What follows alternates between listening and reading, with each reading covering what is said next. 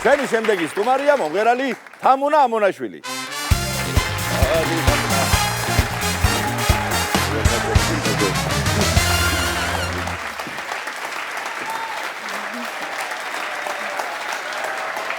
მოგესალმები, შემოგვირფასო. მოგესალმები. როგორ გიკითხო?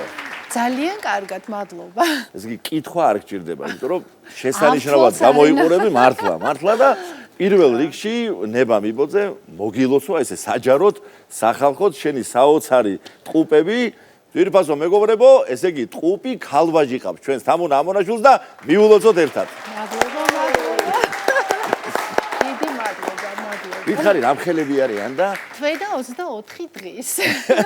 გვანან ერთმანეთს თუ? კი, გვანან, მაგრამ მაინც განსხვავდებიან. მაინც ის გოგო რომ არის და ის ბიჭი, მაინც განსხვავდება არის. კი, ეტყობა. არის მართლა ის ამბავი რომ ერთმანეთის მსგავსი რეაქციები აქვს და ერთნაირად უნდათ ხოლმე ანძილი ან ჭამა რაღაცა. კი. ტყუპებისთვის დამახასიათებელს ზნეს ერთად იწყებენ რაღაცა კრუტონს, ღრუტონს, რაღაცა თუ რამე აწუხებთ, რაღაცა თითქოს ერთად ხდება ყველაფერი. მაგრამ ხშირ ზოგჯერ ცალ-ცალკეც არის, რომ თქვა ბიჭი უფრო მეტად გამოხატავს, მაგრამ გოგო უფრო ნაზია და მშვიდი.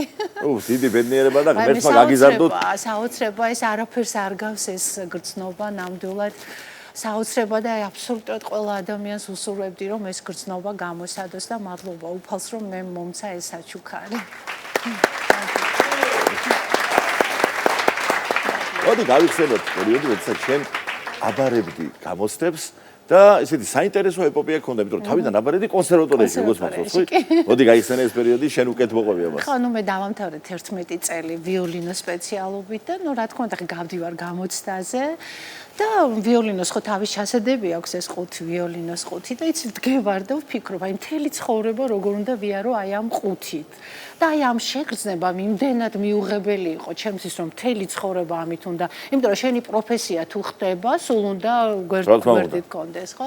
და ვერაფრით ვერ წარმომედგინა, რომ მე მთელი ცხოვრება ეს ყუთი უნდა მეტარებინა. მიუხედავად იმისა, რომ ვიოლინო ძალიან მიყვარს და სპეციალობათაც ავირჩიე. მაინც ესე პროზაულად ყუთზე გამოვიყურებდება. მოვტრიალდი ყუთის გამო მოვტრიალდი გამოსდი და საერთოდ არც გავსულვარ გამოსდაზე და ნუ სახლში რომ მივედი დედას მოვატყუე რომ მე ჩავიჭერე. ნუ იყო მთელი ამბები რისთვის სწავლობდით 11 წელი.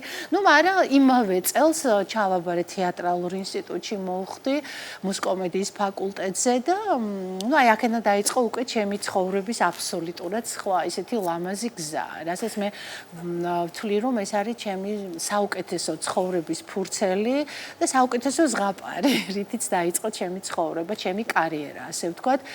სადღაც მე-3-4 კურსზე ვიყავი და უკვე მოვხდი ესეთ უდიდეს ანსამბლში ივერიაში. და აი ესეთ ბუმბერას მუსიკოსებთან, ადამიანებთან ერთად მე არა მხოლოდ შემოქმედებითად, არამედ პიროვნულადაც დავიხვეწე და დავღვინდი, ასე ვთქვათ, აი ამ იმიტომ რომ ჩემზე უფროსები, დიდები, ძალიან დიდი გამოცდილებით, ყველანაირად და მე ამ ყველაფერს ვისრუტავდი და ვსწავლობდი და მე ვთვლი რომ ძალიან დიდი განათლება და ახსნა მივიღე ანსამბლი ივერიიდან, არა მარტო შემოქმედებითი, ასე რომ ჩემთვის ეს იყო მეორე ოჯახი. თანაც კაცო მოხვედი თუ არა? მაშინვე რეკორდი დაამყარე ანსამბლთან ერთად, ვინაიდან 164 ანშლაგი ზედიზედ ხუმრობაც იყო მაშინ ქალაქში, რომ აღარ დადნა კაცო ეს თოვლის ბებო, იმიტომ რომ დაიწყო მაშინ სპექტაკლები დეკემბერში და გაგრძელდა ზაფხულში გადავიდა. გინესის წიგნში ვართ, ნუ შესაძლოა. ფაქტია, ესე ვთქვათ, ციფრები არ ტყუის, როგორც ესე იგი მოხვედი სრულიად ახალგაზრდა და თავიდანვე ბებოს როლი რო შემოგთავაზეს. მამა ჩემო და ნათლია ჩემო მაშინ არ ეკითხა. აი, იმდენად წარმოუდგენელი იყო, მაგრამ იმდენად მისაღები, იმიტომ რომ უფროსი ადამიანასთან ბუმბერაზე ადამიანები როდესაც გეუბნებენ რომ ეს კარგია და შენ ამას შეძლებ, მე ნამდვილად შევძელია ეს დამეთანხმებით, ხო? იმიტომ რომ მართლა ძალიან პოპულარული იყო თოვლის ბებოს ზღაპარი, ხო? აი, იმდენი თაყვანისმცემლები ყავდა ზოგადად ანსამბლს, ჩვენ თვითონ მომღერალს, მონაწილეს. ნუ აი ადგილი არ არსებობდა დღეში 4 კონცერტი, ხო?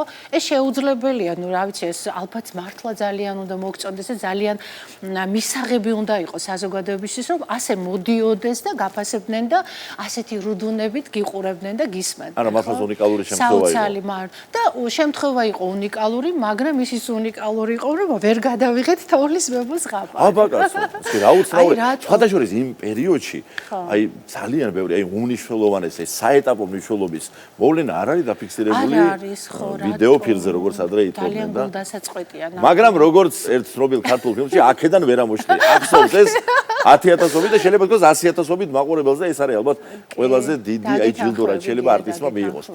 მაგრამ ერთი დღე მახსოვს რომ შენ ვერ შეგატყობინეს. თან შენ რამდენიმე როლს ასრულებდი თოვლის ბებოს მიღება.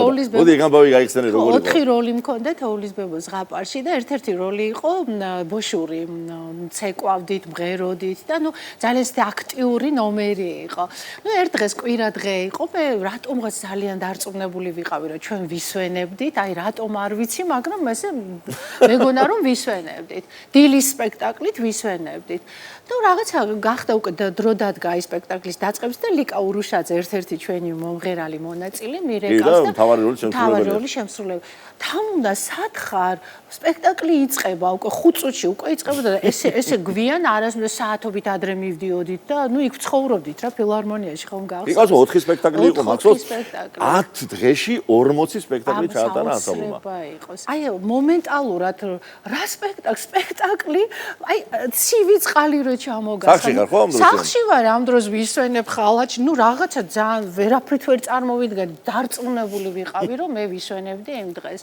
ესე იგი როგორ ჩავიცვი, ყურმილი როგორ რა ჩავიცვი, აი როგორ გამოვარდი, ნუ ტაქსი დავით, ეგრე მოვედი ფილარმონიასთან, ნუ არ ძალიან მალე კი მოხდა, ნუ რაღაცა დიდხანს არ დამჭირდა ეს ყველაფერი, მაგრამ პირველი სართულიდან მაცმევდნენ აი ამ ბოშურ ტანსაცმელს და ამოვედით მესამე სართულზე და პირდაპირ სცენაზე შევედით, ნანანაი, სიმღერით გავედით სცენაზე, ნუ რა თქმა უნდა არც მაკიაჟი, მაგრამ ვინ დაეძებდა მაკიაჟს ხო? მადლობა პირველ რიგში ჩვენს ძვირფას მაყურებელს რომ აი ეს საოცრება შედგა მათთან ერთად და მადლობა ყველა ივერიელს. მადლობა ყველა ივერიელს.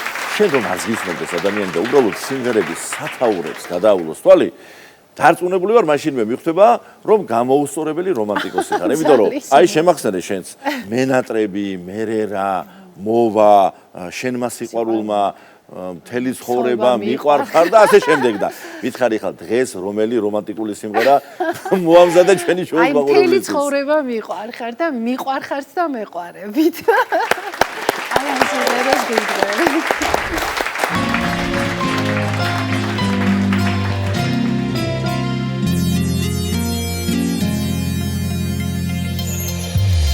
მე გეტყვი რაც მინდოდა სიტყვები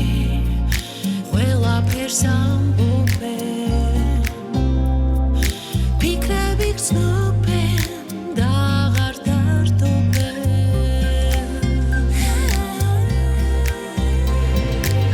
მე გეტყვი მონატრება მუშენო რამდენი არა ისევ მიყვარხარ არ გადამიარა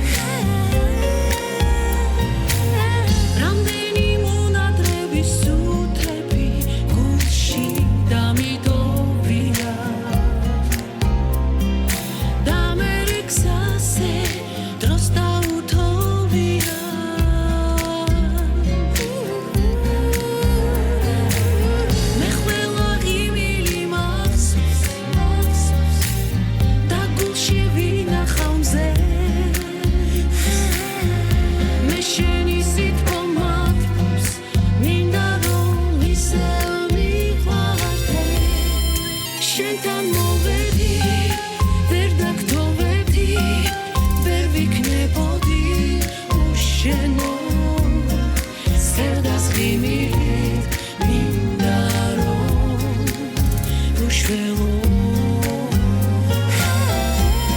გულში მგონი ხარ თურმე შორი ხარ და მოგონებებს ვინახარ მთელი ცხოვრება მარტო შენ მიყვარხარ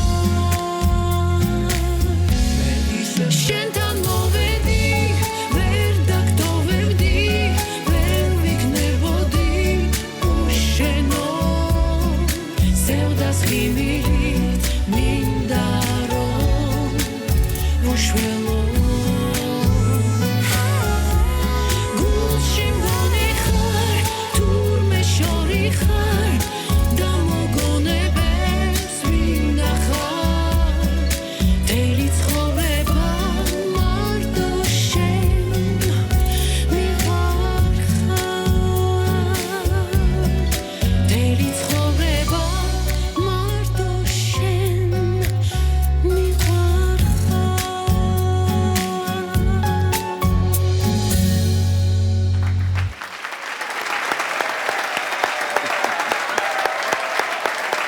დიდი მადლობა ჩვენს სტუმარს თამუნ ამონაშვილს წარმატებები უსურვოთ მას